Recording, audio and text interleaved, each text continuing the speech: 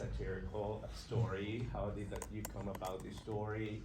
And these two wonderful ladies, crazy ladies, and all they were so, yeah, messed up. And tell us about it. Tell us about Tango. Wait, sorry, what was the question? How do you come up with that How story? did I come up with it? I lost my dog during COVID, and my husband and I had to put him to sleep. It was a really surreal experience that sort of brought up a lot of other things in life when you're dealing with grief, even when you're dealing with a pet's grief and the loss of a pet.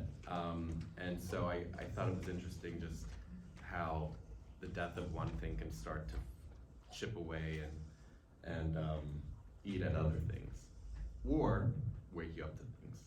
Yeah, I mean, particularly Ruth, right? Ruth was the lady she was seriously messed up. I mean, there was something there with the anniversary, and well, the other two, I mean, obviously I wouldn't call her messed up. I think she was just very, has a very wonder-like sort of feel. She put a lot of love in that hamster because perhaps she wasn't getting it from her relationship that, had maybe faded.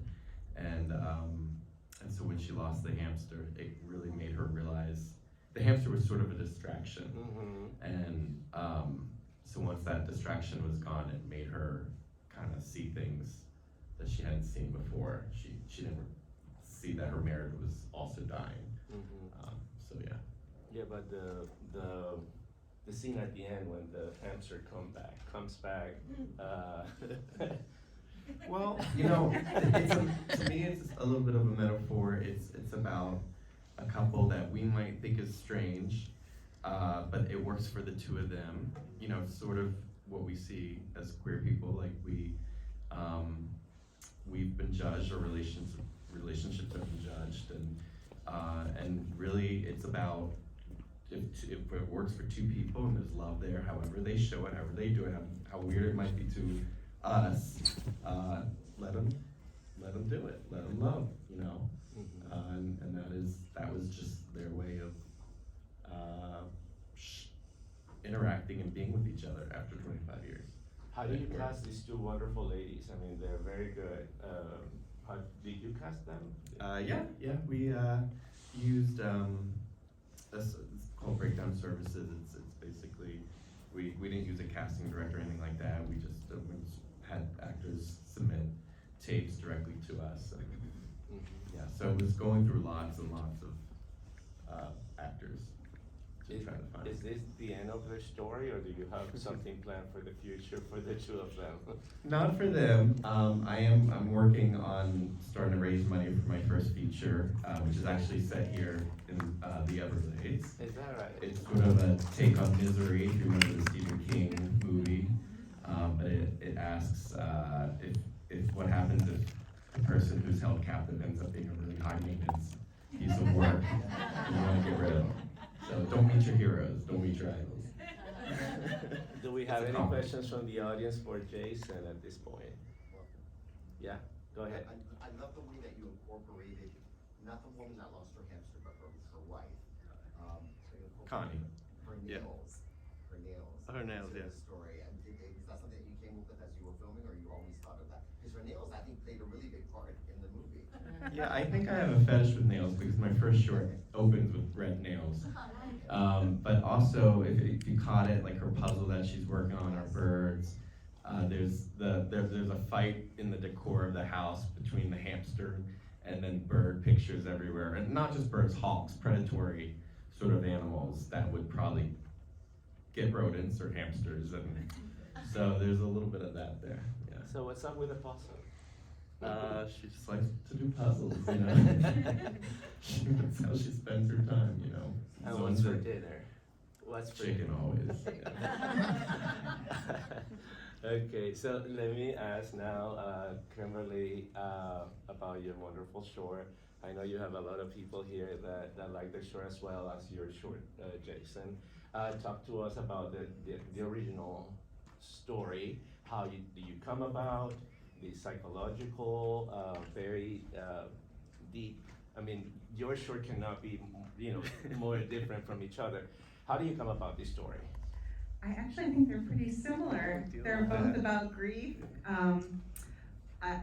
Many of you already know this, but my partner A and I got lost in the desert on a road trip back to LA, and we stumbled into this town, Wonder Valley, and there were all these small, dilapidated little shacks without windows or doors, and they were on these huge pieces of desert land. And I had a real visceral response to their kind of barrenness and their guttedness. And I had been trying to tell a story about a period of grief I had been going through in 2013. And I was very interested in what these were, and I did a little research on the Small Tract Act and how they ended up there in Wonder Valley. And it just felt like the right place to set this story of a woman kind of creating her own torment and isolation in the wake of guilt and grief, which for me and for this character, it's a complicated relationship to combine those two things, because you need support, but you also really need to kind of separate yourself from people because you have so much guilt about your own participation in what's happened. So that was the inspiration for it, and I just wanted to kind of tell a ghost story where you're your own ghost, I guess. Yeah, I love the flashbacks. Yeah. Beautiful, beautiful flashbacks. Was there a reason why you picked two Latin women to be the center? They're very dear friends, and I love them very much. This is my first film, and I had directed for a very long time in the theater, and so when I decided to make this film, I just went to the friends that I had been making theater with for a long time and asked if they would make it with me, and Deshelle is here, and Randy is here. And coincidentally, the entire cast went to college together here in Miami at New World School of the Arts, and we are all from South Florida. Hey, wonderful. And so large turnout. That's great, yeah. So tell us about the bearing of those items. I mean, that was, that was a treasure trove. So how did we go about bearing them? Well, as it turns out, none of us know how to use a post hole digger. Yada, who is the lead, who plays Diane in the movie, is terrible at it, but she was still the best out of the 23 people who were on set. It was very hot. We shot this. The strike was coming, and I needed to fill my time. Well, I knew I would not have work, and this felt like the right time to do it. But that meant June in the desert. Where exactly? Wonder Valley is east of Palm Springs. Okay. And there's really not much around. There's a bar. Mm-hmm. There's a gas station. We had to bring our own toilets and a lot of water. And so the burying, the AD, who was amazing, had on snake guard, what were they called? Gaiters to protect herself from snakes, and she did the burying. And then the man who I just met through the local bartender who owned the main homestead, he volunteered to be our snake wrangler to make sure that there were no snakes or insects that could really hurt Yada in the process. But she was just really game, quite a trooper. Okay. Yeah. I'm sure we have plenty of questions from the audience. Anybody wants to ask a question to Kim? Come on. They were all there. You all knew the Did you story. build any of the sets, or were they all there, the buildings? The buildings were there. It was hard to find the locations because most of the homesteads, people were gifted them from the government in the 40s and then couldn't survive in the desert because turns out it's hard.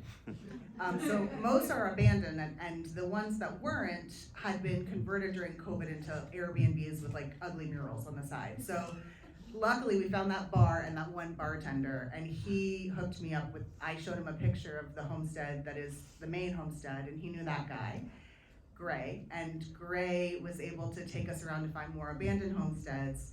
And the artist homestead, and then we had an incredible production designer who came and changed what everything looked like inside and built, everything that you see she put there.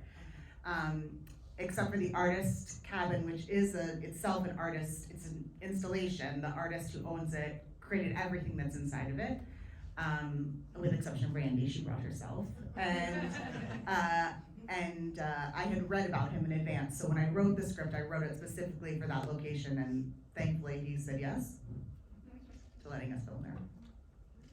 Any other question? Please, okay, go ahead. Is it rude to ask about the budget? No. Too much. Well, here's the thing. When you set out to make your first film, don't do it in a location with no infrastructure and a cast that's all in New York, and a crew that's all in LA. So it was significantly more money than we expected it to be. In the end, it cost us about $75,000 to make it. Yeah. And a lot of that was we had to house everybody, we had to feed everybody. Our water budget was probably what a normal short film budget would be, because we had to keep people hydrated. It was very hot, and obviously God was doing a lot of manual labor too. Is there a plan for this short to become a feature film? I don't plan to make it a feature, but I work primarily in television, and I'm taking it out as a 3-season grounded horror series. Uh-huh. So it will be more about the town itself and a similar character kind of moving out there, but the idea of the gift of this land and these homes, but also the curse of them and what they're doing to all the people who live in that town. Have you shown this short in other festivals? Yes, I'm actually coming to the end. This may be our last one, actually. We've been going since last June. So Where do you yeah. film the short, by the way? Sorry? Where do you film the short? Upstate New York. Upstate New Yeah, York, okay. yeah, hour and a half north. So of you're the coming city. to the end of the Yes, festival. yes, we have a run. few more we're waiting to hear from, but yeah, nothing's on the calendar anymore, so. What about your? This is our world premiere. Hey! Awesome, that's great. So, any plans for the future besides, I mean, you have a series in the making, what about you? You have another film here, you said, right? In the Everglades, is that right? I'm trying to get it going, yeah, I'm raising money, so if anyone wants to give me money. I have stuffed hamsters, by the way. Oh, yeah, that's right.